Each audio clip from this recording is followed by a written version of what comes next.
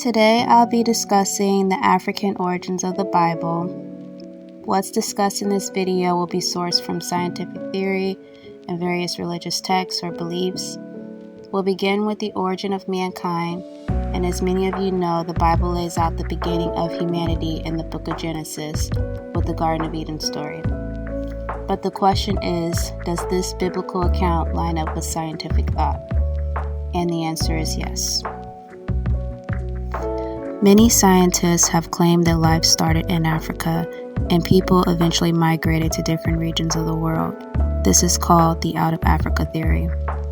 When looking at a map depicting the migration out of Africa, it shows where life was expected to have originated. Today, we will call this location Uganda, a landlocked country near Kenya, Sudan, Tanzania, Rwanda, and the Congo.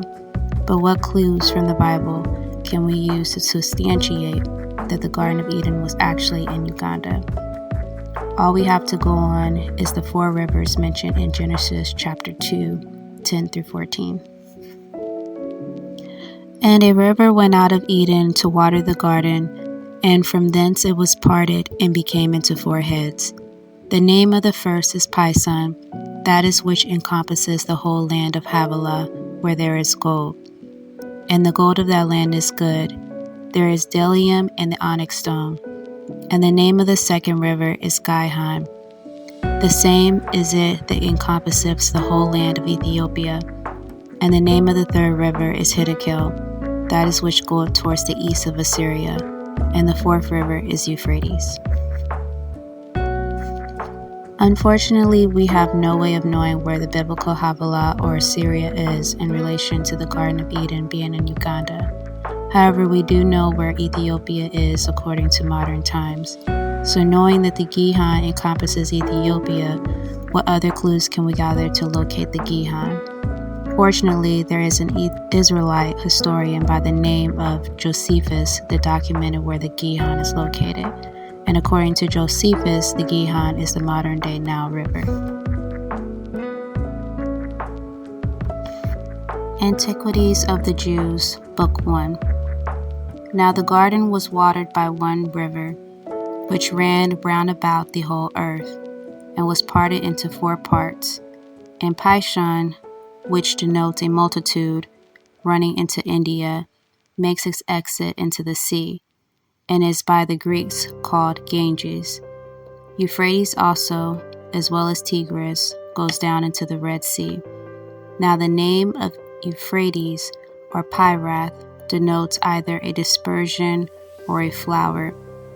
By Tigris or Deglath is signified what is swift with narrowness, and Gihon runs through Egypt and denotes what arises from the east, which the Greeks call Nile.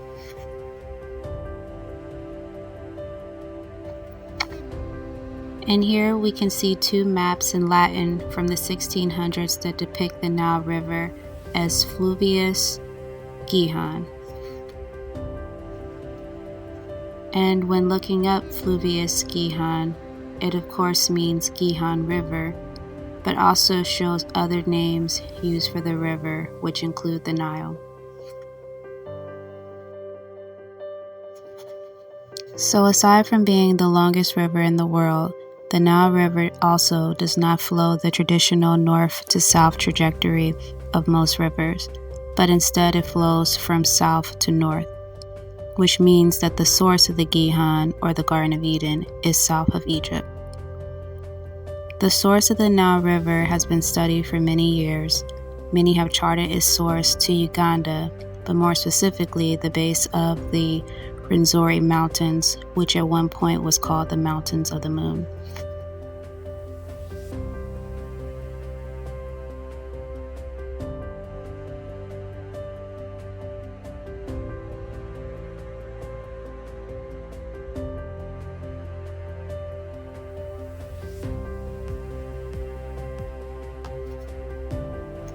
And now we're going to look at the Genesis creation story compared to the Egyptian, Dinkan, and Ashanti creation stories.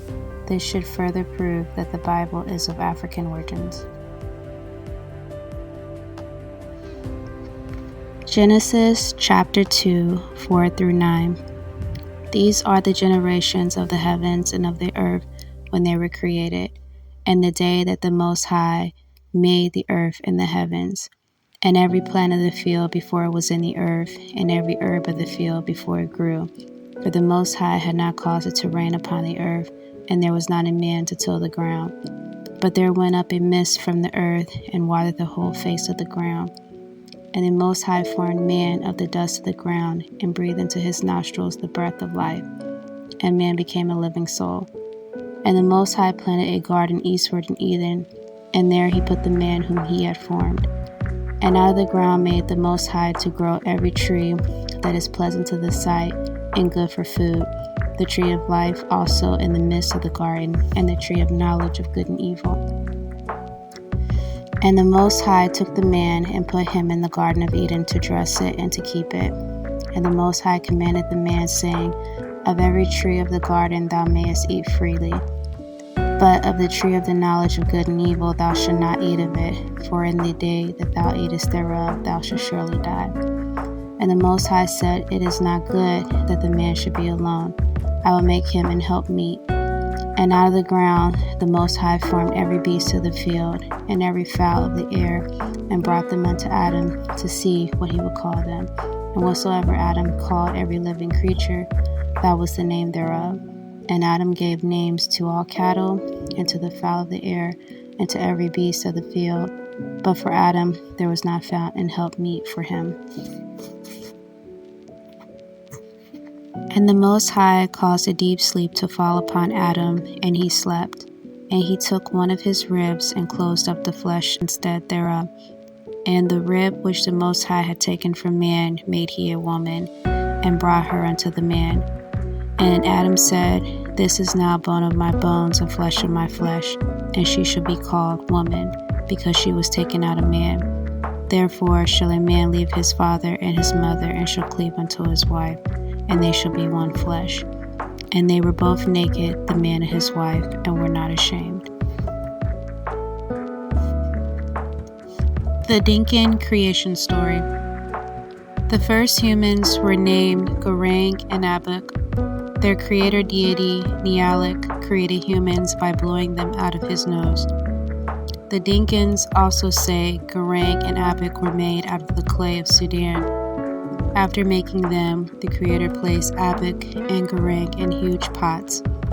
When the Creator opened the pots, the man and woman were fully formed human beings, except that Abuk was much smaller than the Creator liked.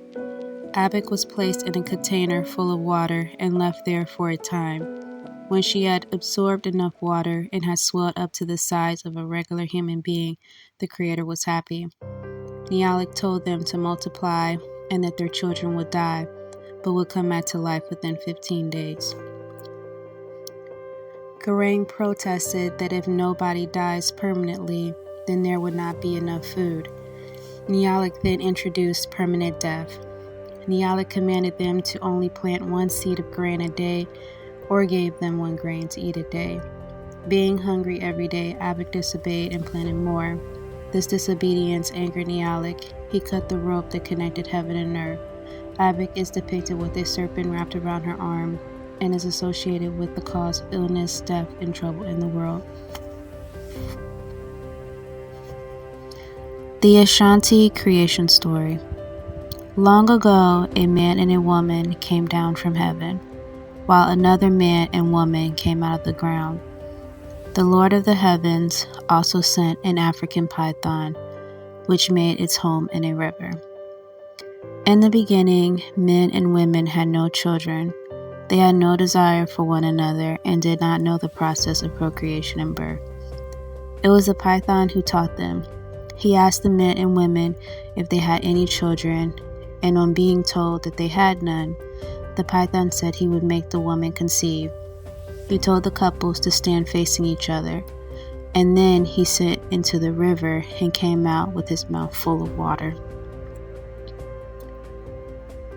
This he sprayed on their bellies, saying, "Kus, kus." Then the python told the couples to go home and lie together, and the women conceived and bore children. Apocalypse of Abraham, chapter 23.